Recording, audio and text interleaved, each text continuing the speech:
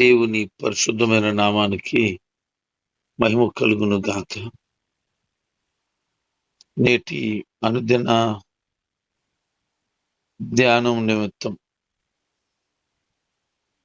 మొదటి తిమోతి రాసిన పత్రిక 2వ అధ్యాయం. ఈ అధ్యాయం చిన్నది, కేవలం 15 వచనాలు మాత్రమే ఉన్నాయి. కానీ ఇందులో చాలా విశిష్ట పరిస్థితులు కలిగిన ప్రశ్నలకు జవాబులు ఉన్నాయి. అప్పుడెప్పుడు జవాబు పొందడం కాదు, నేటి దినాన్న కూడా ఈ ప్రశ్నలకు జవాబులు చెప్పబడుతూ ఉన్నాయి.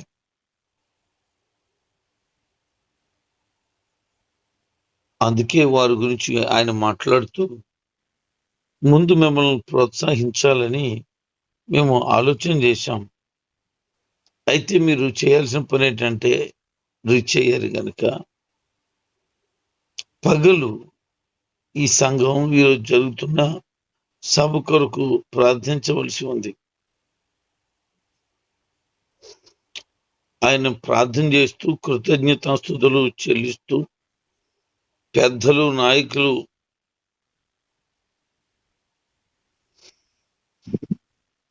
ఎవరైతే ఉన్నారో వారి జీవితాలు ఇలా ఉండాలని కూడా తెలియచేయడం జరిగింది.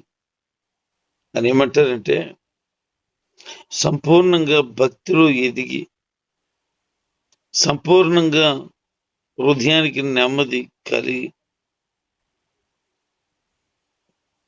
బ్రతికిన అనుభవం కలిగి, రాజుల కొరకు, అధికారుల కోసం, శాఖల కోసం, ఇతర వ్యవహారాల కోసం కూడా ప్రార్థన చేయవలసిన అవసరత ఉన్నది. పాలకుల కోసం ప్రార్థన చేయాలంటున్నాడు, కానీ వారిని విమర్శించాలని చెప్పటం లేదు.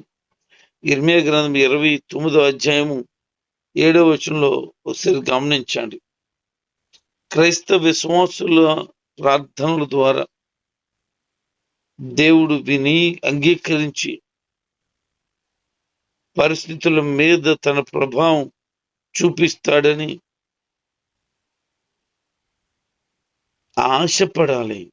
ఆశపడాలి. కొంతమంది దేవుడు ఒక్కడే, దేవునికి మనుషులకు మధ్యవర్తి కూడా ఒకడే, ఆయనే ప్రభు అయిన యేసు క్రీస్తు.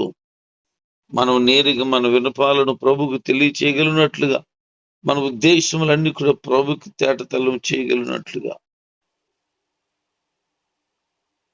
ఆయన అందరి కోసం విడుదల పొందాలని, నెమ్మది పొందాలని, సమాధానం చేత నింపబడాలని, ప్రజలు దీని గురించిన సాక్ష్యం చెప్పాలని.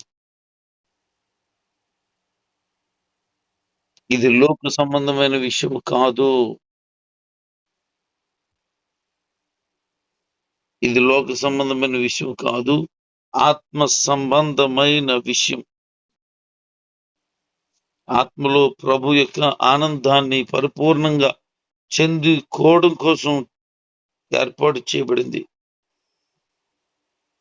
ఎవరైనా దేవుని కొరకు నిలబడగలడం ఆశ్చర్యం. పౌలు గారు అంటున్నారు, నేను ఈ మాటలను ప్రకటిస్తాను, ప్రజలకు అనగా నశించిపోతున్న వారికి రక్షణ మార్గము కనపరచవలసి ఉంది. వారు సత్యాన్ని తెలుసుకోవలసిన వారుగా ఉన్నాం. నేను ఆశించిన దానికంటే ప్రతి స్థలములోనూ పురుషుల కోసం చేసిన ప్రార్థనలోనూ ఆయన విన్నాడు అని. వినటం వలన విశ్వాసం కలుడు, అది కేవలం క్రీస్తు యేసు మాటలను బట్టి మాత్రం. రేపటి దినం కోసం అతిశయించవద్దు, కంగారు పడవద్దు అని చెప్పిన ప్రభు సంఘములలో కొన్ని మార్పులు కలిగి ఉండాలని, పౌలు గారు మాట్లాడుతూ రాస్తూ ఉన్నాడు. దేవుడు అనుగ్రహించేటువంటి ప్రేమను, ఆత్మను పొందుకొని సత్యమును అనుసరించుచు దేవుడు అనుగ్రహించిన రక్షణ ఆనందము సంసిద్ధపరుచుకుంటూ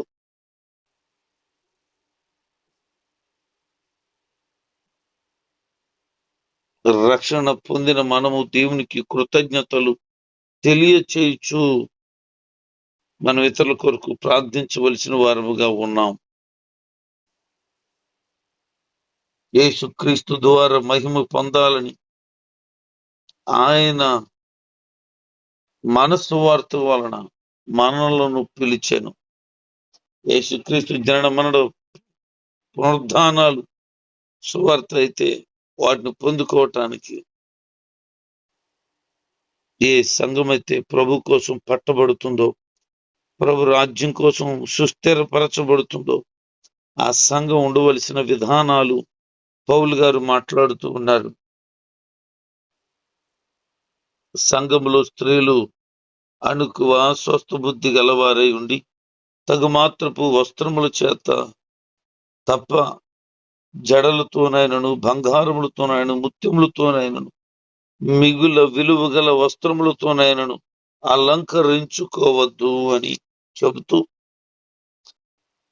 దైవ భక్తి గలవారమని చెప్పుకొనుచున్నటువంటి వారికి తగినట్లుగా అనగా వారిని మాదిరిగా ఎంచుకొని అలాగున ఉండవలసి ఉన్నది. క్రైస్తవత్వంలో ఈ యొక్క వచనం, దానికి అనుసంధానంగా ఉన్న వచనాలు అనేక మంది హృదయాలను ప్రేరేపిస్తున్నాయి. కొంతమంది త్యాగపూరితమైన హృదయం లేక, కొంతమందికి కర్మ విడిచిపెట్టిన వ్యక్తిగా ఉంటుంటది. కారణం ఏంటంటే అది విడిచిపెట్టబడిన తర్వాత వాక్యానుసరంగా జీవించిన తర్వాత కలిగిన ఆనందం వర్ణనాతీతం.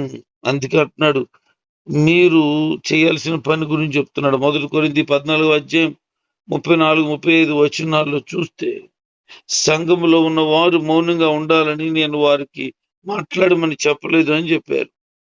చెప్తూ వారికి ఏదైనా నేర్చుకోవాలంటే తమ భర్తల దగ్గర ఇంటి దగ్గర నేర్చుకోవాలి తప్ప ఇలాగున్న పబ్లిక్ గా స్త్రీలు నేర్చుకోకూడదని, మాట్లాడవద్దని అణుకు కలిగి ఉండాలని చెబుతున్నాడు. నేర్పించడానికి గాని, పురుషుడి పైన అధికారం చలామణి చేయటానికి గాని నేను ఎప్పుడు కూడా మౌనంగా ఉన్నాను. దేవుని కొరకు చేశాం.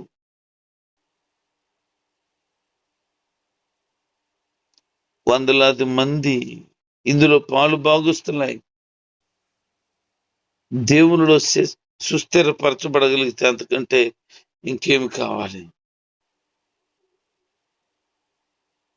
ఎండిపోయినటువంటి ఎముకలలో జీవము వేయగలిగిన దేవుడే స్వస్థ బుద్ధి అణుకువయు కలిగి భక్తి కలిగిన వారికి తగినట్లుగా అన్నాడు. సంఘంలో ఉన్నవారు ఎందుకు మౌనంగా ఉండాలి అని అంటే, మొత్తం వ్యవస్థ అంతా చెడిపోవడానికి కారణం వాళ్ళే. దేవుడు ఆదామును అవ్వను పుట్టించాడు గాని అవ్వమ్మ అపవాది మాట విని దేవునికి దూరం అయిపోయింది. అది మోసపోవడం కాదు, దేవుని కూడా మోసగించిన స్థితికి వెళ్ళిపోయారు. అందుకనే ఆ పడిపోయిన స్త్రీ బలహీనమైనది కనుక ఖచ్చితంగా బలహీనం కలిగిన వాళ్ళు ఉంటారు. వారు ప్రత్యేకంగా ఈ కార్యక్రమముల కోసమై కొద్దిమంది సిద్ధపరచబడిన వారు ఉన్నారు. వారు పనులు చక్కబెడుతూ ఆత్మీయంగా ఎలాగున్నా కనబడాలి అని కోరుకుంటున్నారు. దేవుని యొక్క మహిమ, ప్రసన్నత ప్రతి దానిని చూస్తూ ప్రతి దాన్ని క్షుణ్ణంగా పరిశీలన చేస్తూ ఉన్నది అనేది వాస్తవం. దైవ భయము, దైవ భక్తి కలిగి పట్ల ఆసక్తి కలిగి ఉండగలిగితే దేవుడు అనుగ్రహించిన ప్రతి దానిని నువ్వు సొంతం చేసుకోగలుగుతావు. దేవుని కొరకు విశ్వాసముతో నిలబడగలిగినటువంటి స్త్రీలు ఉన్నారు. వారు పవిత్రమైనటువంటి మనస్సు కలిగి వారి జీవనోపాధి కొనసాగించుకుంటూ దేవుడు వారికి అనుగ్రహించిన వాటిని కాపాడుకుంటూ దైవ భయము, దైవ భక్తి కలిగి ఉండాలని కోరుకుంటున్నారు. ఒకవేళ ఎవరికైతే అలాంటి గుణగణాలు లేవో వారు సంబంధించిన వారిని అడిగి దైవికమైన గుణగణాలను మనం స్వతంత్రించుకోవాలా. ఎప్పుడు వినయ భావం కలిగిన వారిగా ఉన్నాము గాని ఆ వినయములో ప్రభువారు కలిగి ఉన్నటువంటి విధానాన్ని మనము కూడా కలిగి ఉండాలని ఏ మాత్రం ఆరాటం లేకుండా ఉన్నారు. అందుకనే దైవికమైన భయము, భక్తి కలిగి విశ్వాసంలో ఎదుగుతూ నమ్మకమైన సాక్షులుగా జీవించటానికి ప్రభు అందరి ఎడల అత్యధికమైన కృపను కుమ్మరించును గాక. ఆమేన్.